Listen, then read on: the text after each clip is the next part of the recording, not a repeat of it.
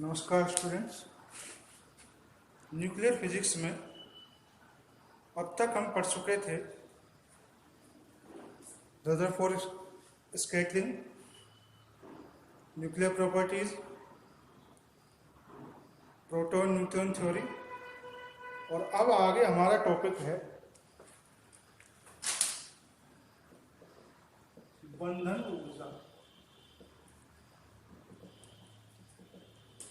Binding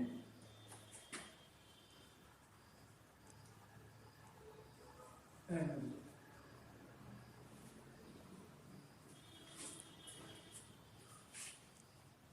हम जानते हैं, पिछली थ्योरी में हमने पढ़ा था कि एक परमाणु में नाभिक होता है और नाभिक के चारों तरफ इलेक्ट्रॉन निश्चित ऊर्जा कोशों में चक्कर लगाते हैं। इसके अंदर हमारे पास प्रोटॉन और न्यूट्रॉन उपस्थित होते हैं। ये नाभिक, और इस नाभिक के अंदर प्रोटॉन और न्यूट्रॉन उपस्थित होते हैं। इसके हमने पिछले लेक्चर्स में काफी कारण भी सत्यापित किए थे कि किस प्रकार से नाभिक की उपस्थिति है, वो नाभिक में न्यूट्रॉन की उपस्थिति को हम सत्यापित किया था। अब आज का हमारा टॉपिक है बंधन ऊर्जा। बंधन ऊर्जा वह ऊर्जा है जिसके द्वारा हम इस नाभिक में से न्यूट्रॉन अथवा प्रोटॉन को उत्सर्जित कर सकें। उत्सर्जित करने के लिए आवश्यक ऊर्जा क्या होती है? बंधन ऊर्जा होती है। या कहीं से हम न्यूट्रॉन और प्रोटॉन लाएं, ठीक है, कहीं से हम न्यूट्रॉन और प्रोटॉन लाएं और दोनों को मिलाकर एक नाभिक बना दें। तो जब वो नाभिक बनाएंगे तो उस नाभिक बनाने के दौरान उसमें से ऊर्जा का उत्सर्जन होगा, और वह ही ऊर्जा क्या होगी? बंधन ऊर्जा होगी। तो दो परिभाषाएं यहां निकल के आई। पहली कि नाभिक को उसके घटकों में विभक्त करने के लिए आवश्यक ऊर्जा, कौन सी ऊर्जा हुई? बंधन ऊर्जा हुई। या दूसरी परिभाषा कि प्रोटॉन और न्यूट्रॉन के द्वारा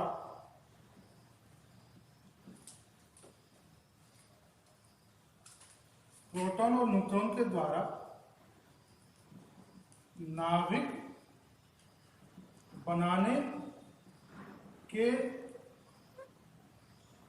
दौरान उत्सर्जित ऊर्जा। ठीक है, ये दूसरी परिभाषा हो गई। एक और परिभाषा है,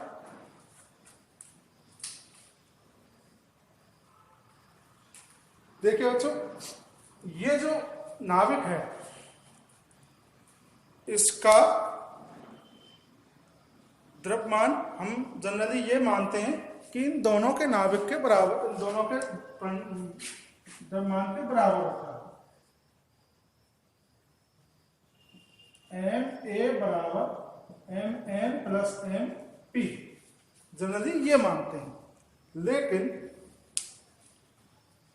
इन दोनों का जो द्रव्यमान का जो योग है वो इसके योग से अधिक होता है। ठीक है, तो नाभिकीय कणों के कुल द्रव्यमान और नाभिक के वास्तविक द्रव्यमान के अंतर से प्राप्त ऊर्जा का मान बंधन ऊर्जा होता है। ठीक है, तो ये तीन परिभाषाएं आपको बंधन ऊर्जा के बारे में पूरी तरह से समझा देगी। अब तीसरी परिभाषा के बारे में हम समझें। तीसरी परिभाषा हमारी कैसी है कि जो नाभिक का वास्तविक द्रव्यमान है वो उसमें उपस्थित न्यूट्रॉन और प्रोटॉन के द्रव्यमान से कम होता है। तो यानी कि जो द्रव्यमान में जो कमी है वो कमी किस में कन्वर्ट हो जाती है? ऊर्जा में, और उसी ऊर्जा को हम क्या कहते हैं? बंधन ऊर्जा कहते हैं। ये परिभाषाएं आप चाहें तो नोट कर लीजिए, स्क्रीनशॉट ले लीजिए। अब हम इसको मैथमेटिकल फॉर्म में लिखेंगे।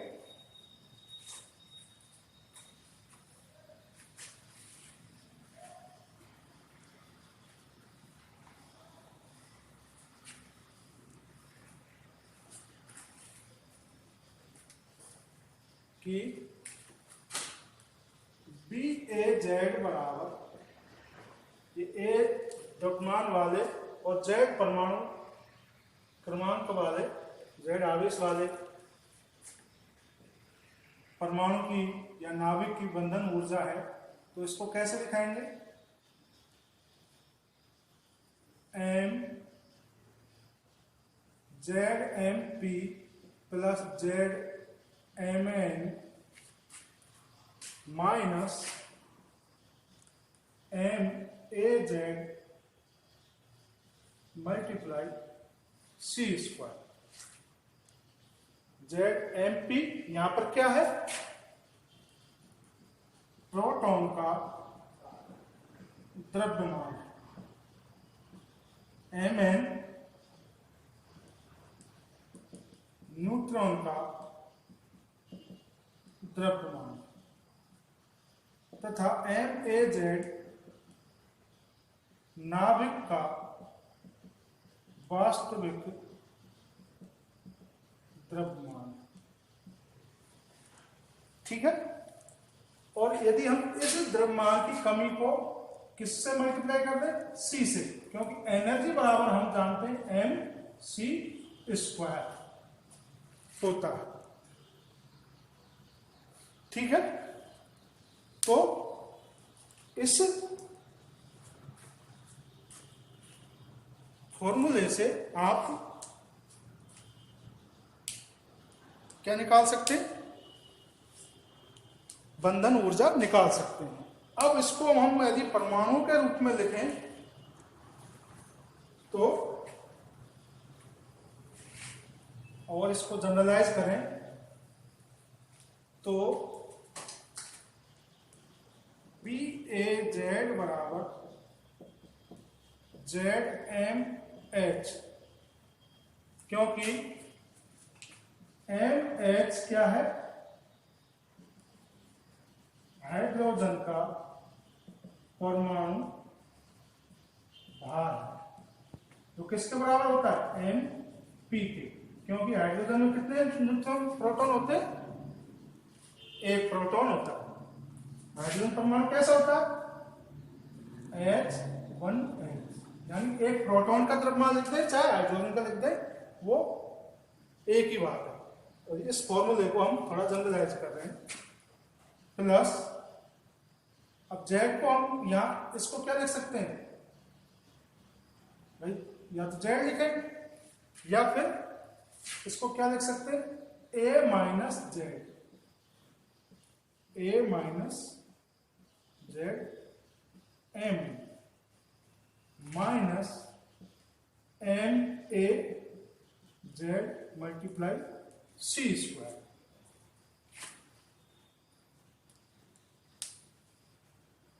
ये इक्वेशन नंबर 1, ये इक्वेशन नंबर 2। पहली वाली जो इक्वेशन थी वो सम परमाणुओं के लिए थी, सम द्रव्यमान वाले।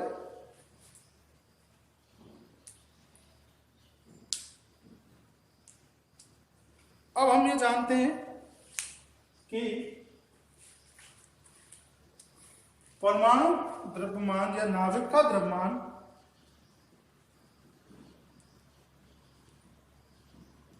किसमें, पिछले वीडियो में देख सके, एटॉमिक मास यूनिट में दिखाया या व्यक्त किया जाता है। तो हम एक यूनिट को यदि एक नाभिक का द्रव्यमान 1 mu को ऊर्जा में कन्वर्ट करें तो E बराबर होता है mc²। ठीक है, अब हम इसी फॉर्मूले का उपयोग कर कर हम इसको एनर्जी में बदलेंगे।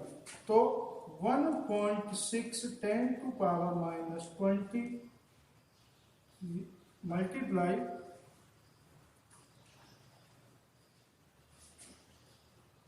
3 मल्टीप्लाई 10⁸ का स्क्वायर, ये उसका है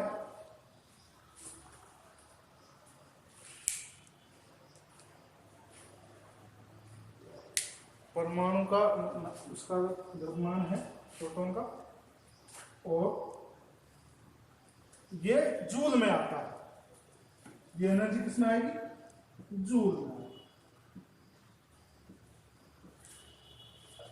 अब हम इसको एमईबी में चेंज करें, 1.6 10⁻⁻27 मल्टीप्लाई 3 मल्टीप्लाई 8 का स्क्वायर, इसका स्क्वायर भी कर सकते हैं, इसको 9, 3 का स्क्वायर 9 मल्टीप्लाई ये 16 हो जाएगा। चाहो तो आप उसको आगे सिंप्लीफाई भी कर सकते हो। इसको हम एमईबी में कन्वर्ट करेंगे, 1.6 10⁻⁻16 मल्टीप्लाई 10⁻6। तो ये इक्वेशन हमारे पास निकल जाएगी 931.5 मेगा इलेक्ट्रॉन वोल्ट। यानी कि 1 AMU को हम मेगा इलेक्ट्रॉन वोल्ट में कन्वर्ट करें तो 1 AMU बराबर जो एनर्जी है वो 931.5 MeV के बराबर आता है।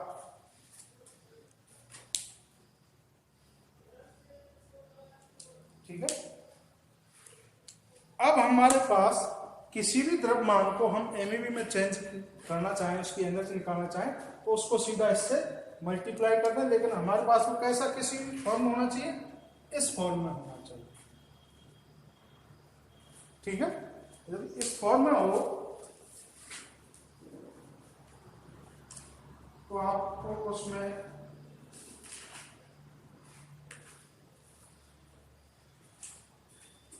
जो इंपॉर्टेंट्स हमारे काम में आने वाले हैं उनको मैं दिखा देता हूं, वो आपको याद रहनी चाहिए कि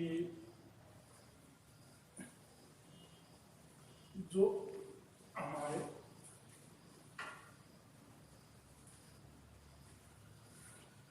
न्यूमेरिकल्स में काम आने वाले जो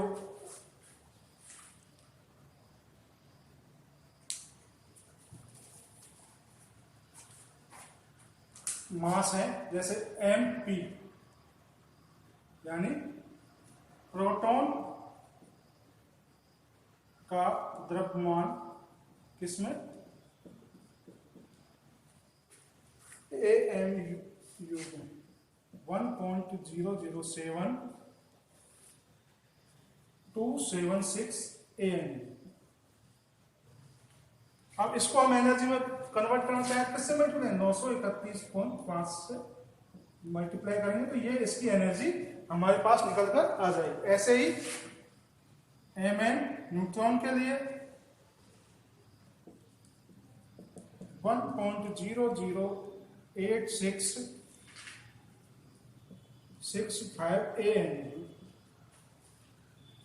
हमें को ये कैलकुलेशन करनी पड़ेगी, न्यूमेरिकल्स आते हैं इसके, तो इनमें इन चीजों का उपयोग होगा। MH एम इलेक्ट्रॉन का वैसे ज्यादा यूज नहीं है,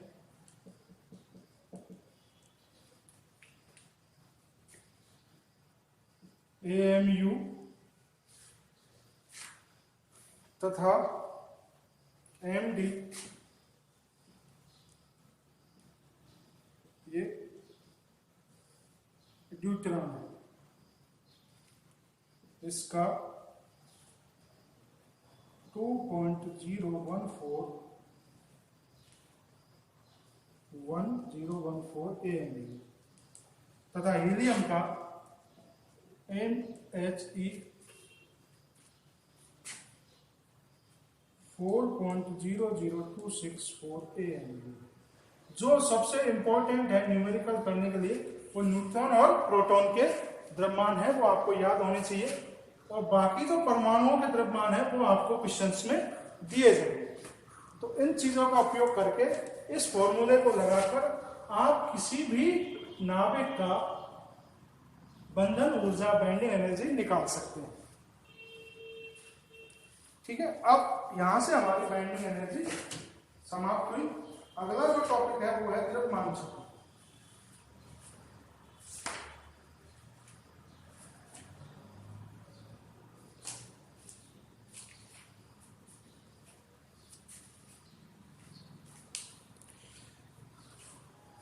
तो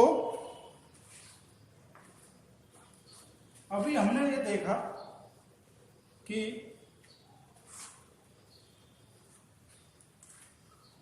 ये जो वाला पोर्शन है इसको हम क्या लिख सकते हैं, BAZ बराबर डेल्टा MZ या MA लिखें इज इक्वल टू C², और यहां से डेल्टा MA बराबर कहलाता है द्रव्यमान की क्षति। यानी कि जो नाभिक का वास्तविक द्रव्यमान है और न्यूट्रॉन और प्रोटॉन का कुल द्रव्यमान है, उन दोनों में अंतर होता है, और उसी अंतर को क्या कहते हैं, द्रव्यमान क्षति। और इसको हम C² से मल्टीप्लाई करते हैं तो हमें क्या प्राप्त होती है, बंधन ऊर्जा प्राप्त होती है। आ गया, दोनों एक जैसे तो रिलेट करते हैं एक दूसरे को, बंधन ऊर्जा और द्रव्यमान क्षति। द्रव्यमान क्षति में C² से मल्टीप्लाई करने पर हमें बंधन ऊर्जा प्राप्त होती है। दोनों का फॉर्मेशन वही है कि प्रोटॉन और न्यूट्रॉन के कुल द्रव्यमान में से नाभिक का वास्तविक द्रव्यमान जब हम माइनस करते हैं तो कुछ द्रव्यमान हमें प्राप्त होता है, वही द्रव्यमान क्या कहलाता है, द्रव्यमान की क्षति कहलाता है। और वो द्रव्यमान कहाँ जाता है, नाभिक को बनाने में जो एनर्जी लगती है वो उसमें कन्वर्ट हो जाता है। अब इसे में आगे का जो हमारा टॉपिक है वो है संकुलन गुणांक।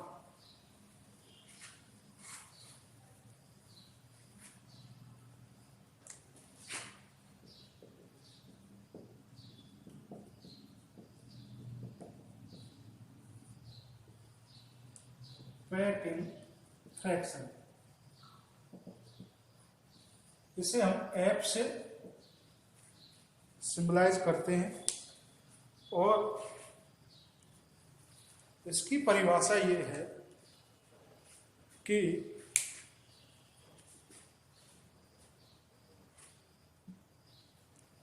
इसकी परिभाषा है कि M-A/A, यानी कि नाभिक का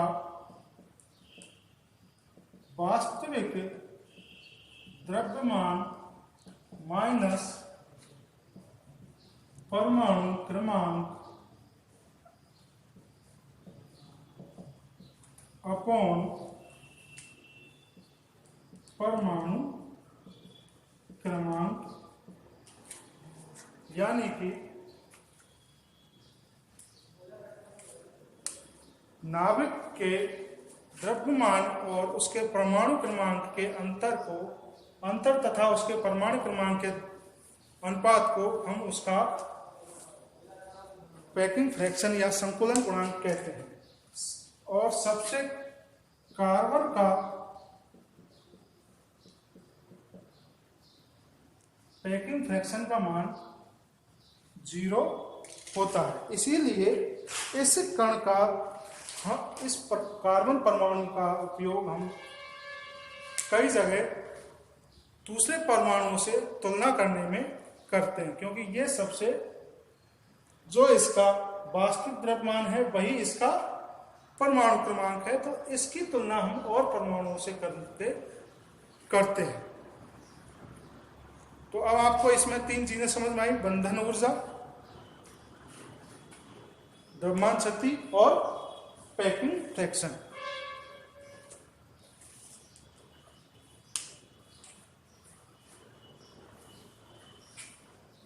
अगला इसमें जो टॉपिक है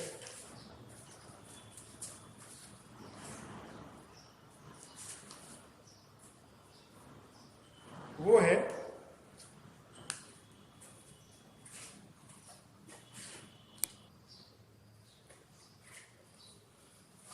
अब हमारा अगला टॉपिक है बंधन ऊर्जा का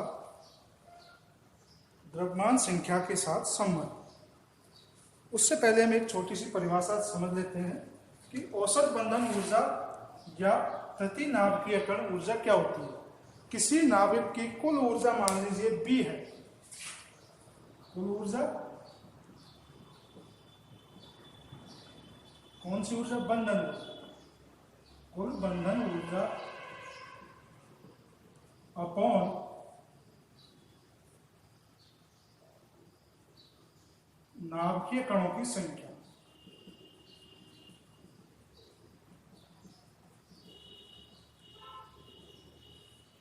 नाभिकीय कणों की संख्या यानी कि किसी नाभिक की कुल बंधन ऊर्जा में यदि हम उसमें उपस्थित नाभिकीय कणों की संख्या का भाग दे दें तो एक नाभिक की बंधन ऊर्जा हमें प्राप्त हो जाएगी, और उसे ही हम क्या कहेंगे? औसत बंधन ऊर्जा या प्रति नाभिकीय कण ऊर्जा कहते हैं।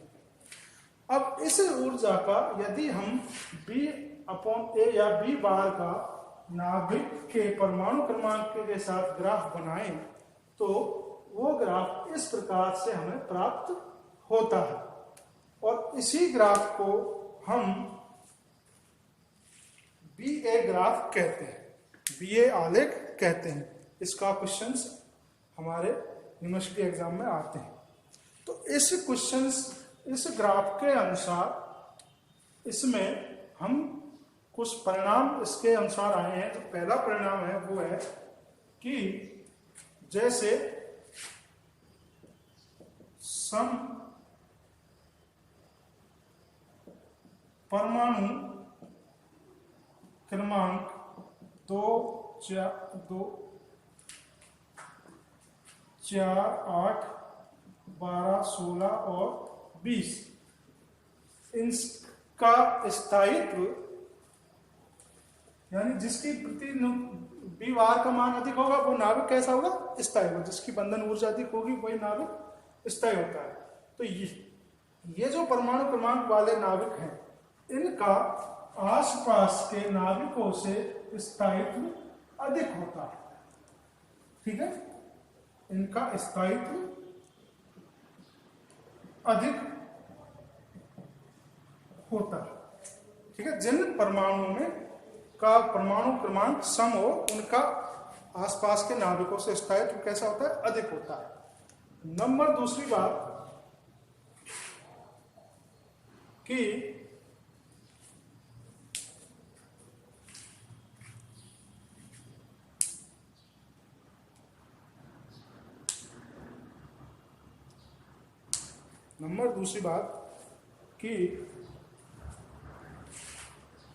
बंधन